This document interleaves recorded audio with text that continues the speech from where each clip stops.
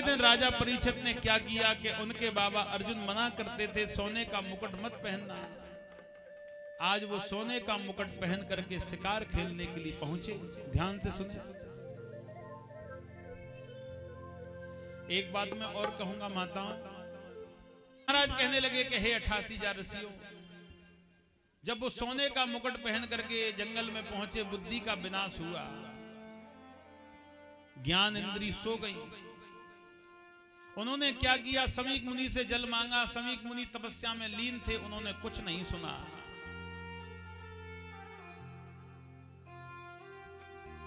और जब उन्होंने कुछ नहीं सुना तो समीक मुनि के गले में उन्होंने मरा हुआ सर्प डाल दिया। समीक मुनि का अपमान कर दिया। छोटे छोटे बालकों ने देख लिया समीक मुनि के पुत्र का क्या नाम था। ये कथा तो मुख्य है,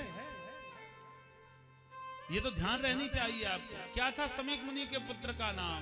श्रृंगी ऋषि। श्रृंगी ऋषि को बताया तुम्हारे पिता के गले में मरा हुआ सर्प डाल दिया है। उन्होंने श्राप दे दिया कि जिसने मेरे पिता के गले में मरा हुआ सर्प डाला है वो मर जाए 7 दिन बाद। राजा परीक्षित को पता पड़ी 7 दिन बाद मरना होगा। राजा परीक्षित कहने लगे मरना तो अब या 7 दिन बाद।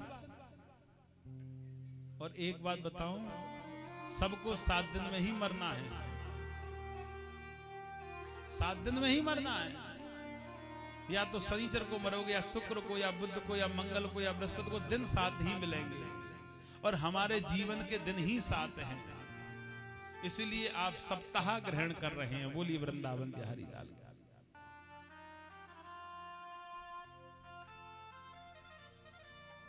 राजा परीक्षित कहने लगे हमें गंगा किनारे जाके भजन करना चाहिए। राजा परीक्षित गंगा किनारे पहुंचे भजन करने के लिए। हजारों संत आ गए। कोई संत कहने लगे कि राजा परीक्षित के हाथों से दान कराओ। कोई संत कहने लगे कि राजा परीक्षित के हाथों से धर्म कराओ।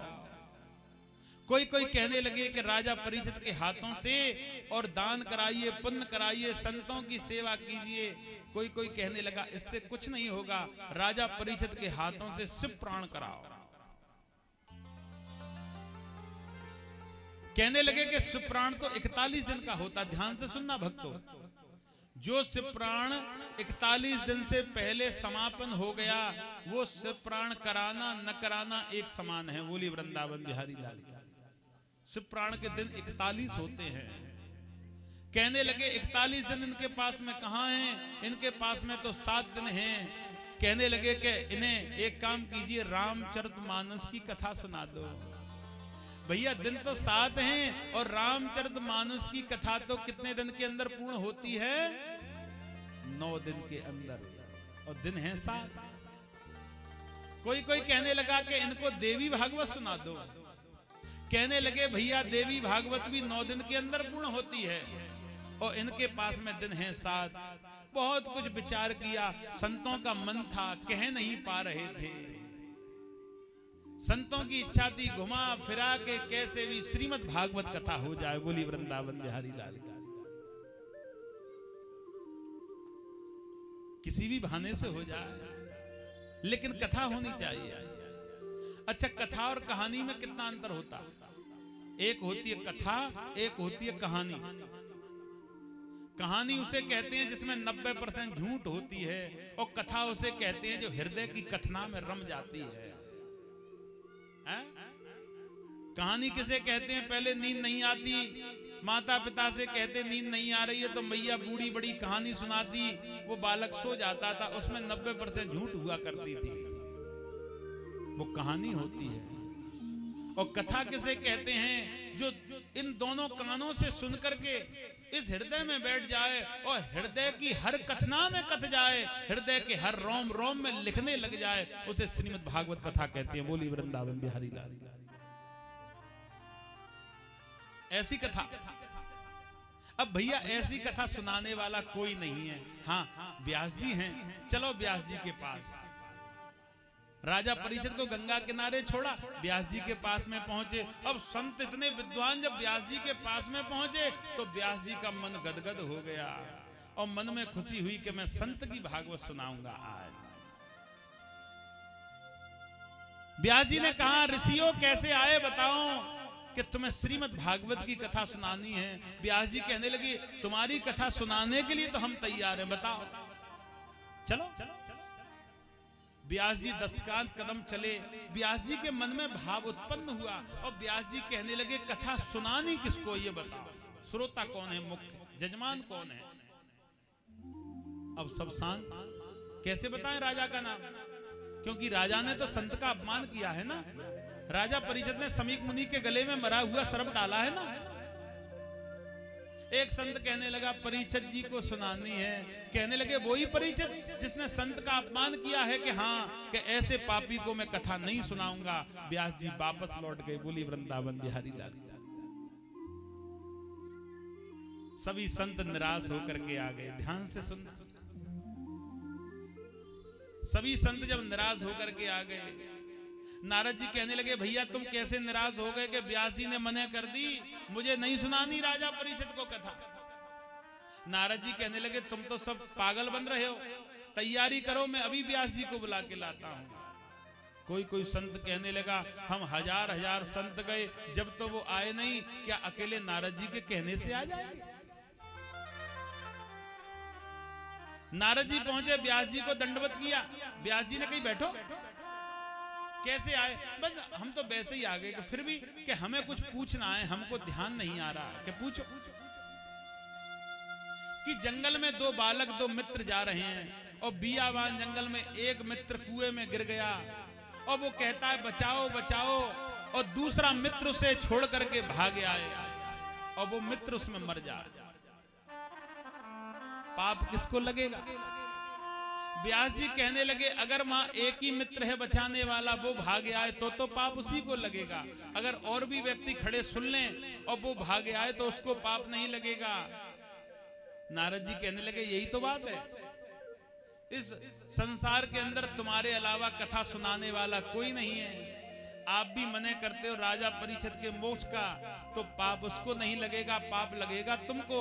तो व्यास जी आगे आगे चलने लगे। बोली वृंदावन बिहारी लाल की कथा सुनाने के लिए। और आज व्यास जी की गद्दी बनाई और व्यास जी की गद्दी बना के राजा परीक्षित को बिठाला और राजा परीक्षित को बिठाल करके कथा को प्रारंभ करने की तैयारी करी। संतों के मन में भाव आया। संत कहने लगे कि सुखदेव जी की कथा को बता दो। 88 ऋषि सुखदेव जी की कथा सुनना चाहते हो कि हाँ, सुन लो। सुखदेव जी की कथा क्या है, सुनो। एक बार राधा रानी भगवान से रूठ गई। ध्यान से सुनना। भगवान से रूठ गई राधा रानी। भगवान ने कहा, राधे क्यों रूठ गई? कि तुमसे मुझे एक पुत्र चाहिए। भगवान कृष्ण कहने लगे, मैंने प्रेम किया है, पुत्र नहीं, क्योंकि पुत्र जन्म देने से हमारा प्रेम कम हो जाएगा। नहीं, मुझे पुत्र चाहिए। भगवान कहने लगे, एक काम करो कि क्या, कि भगवान श्री कृष्ण और राधा रानी ने तोता और तोतनी का रूप धारण करके अमरनाथ पर्वत पर पहुंच गए। ध्यान से सुनना। कुछ दिन रहे, वहां अंडे को जन्म दिया। अंडा रखने की जगह कहां बनाई? ध्यान से सुनना। जो लंबी लंबी जटादार घास होती है, वर्षा हो या न हो वो हरी रहती है, वहां अंडे को रखा और राधा और कृष्ण फिर दोबारा ब्रज में आ गए। एक बार माता पार्वती ने शंकर भगवान से जिद कर ली कि मुझे अमर कथा सुननी है। शंकर जी के मन में बात आई कि अमर कथा तो तुम सुनोगी, लेकिन सुन नहीं सकती। कि क्यों? कि माता बहन पूरी कथा नहीं सुन सकती, क्योंकि माताओं का मन बड़ा चंचल होता है। कहने लगे कि नहीं, मुझे कथा सुननी है। कि चलो। उसी पर्वत पर पहुंचे जहां अंडा रखा है। शंकर जी ने 3 बार ताली बजाई पशु पक्षी मनुष्य यहां से सब भाग जाएं, सब भाग गए, लेकिन वो अंडा न तो चल सकता, न बोल सकता, न कुछ भी कर सकता है। आज वो अंडा वहीं पड़ा रहा। ध्यान से कथा का आनंद। अंडा जब वो वहीं पड़ा रहा, आज उसी समय जब अंडा वहीं पड़ा रहा, शंकर जी कथा सुनाने के लिए तैयार हुए। सुखदेव कौन है?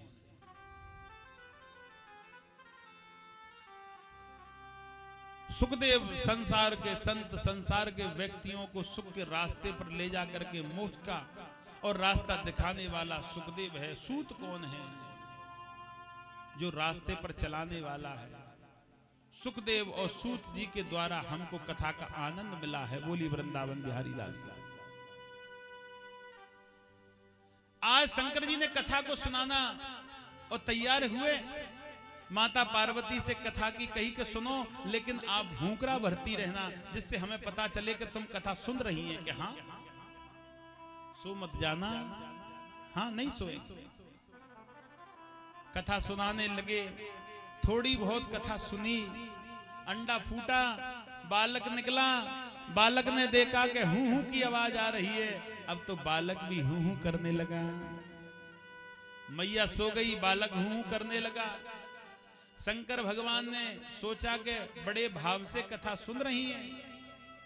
जब कथा का समापन हुआ, फिर भी बालक हूं हूं करने लगा। शंकर जी ने हाथ पकड़ के हिलाया। सो गई। माता कहने लगी, मैंने तो कुछ सुना ही नहीं, तुम सोने की बात कर रहे हो। जब ही सो गई मैं तो शुरुआत में। अमर कथा को कौन सुन गया? बालक उड़ने लगा। शंकर भगवान त्रिशूल को हाथ में लेकर के दौड़े। हमने मना किया यहां से सब भग जाएं, लेकिन ये पक्षी नहीं माना। भगवान दौड़ने लगे। वो बालक इतना घबराया कि व्यास जी की पत्नी व्यास रानी छत पर मुंह फाड़ के झमाई ले रही, उनके मुख में घुस के गर्म में जाकर के बैठ गया। शंकर भगवान बिना पूछे दौड़ने लगे व्यास जी के घर में। व्यास जी ने निवेदन किया, कौन हो? शंकर भगवान, किसको ढूंढ रहे हैं? अमर कथा सुनने वाला चोर तुम्हारे घर में घुसा है अभी। व्यास जी कहने लगे, वैसे तो आप देवों के देव महादेव हैं, मैं तुमसे क्या कहूं, लेकिन मेरी दो बात तो सुन लो। कि सुनाओ। कि क्रोध में व्यक्ति सबको भूल जाता है। शंकर भगवान कहने लगे, व्यास जी हमसे ऐसे क्यों कह रहे हैं? गया कि क्या तुम्हें यह ज्ञात नहीं है कि अमर कथा सुनने वाला या तो पशु हो या पक्षी हो या मनुष्य हो, जिसने सुन ली उसको तुम भी नहीं मार सकते, वो तो अमर हो गया। शंकर भगवान ने त्रिशूल को नीचे किया। हम तो भूल ही गए, वो तो अमर हो गया। और शंकर भगवान कैलाश पर्वत के लिए चल दिए। बोली शंकर भगवान की जय हो। आज 33 कोट देवता आए, व्यास जी के घर निवेदन किया। अथलोक व्यापकम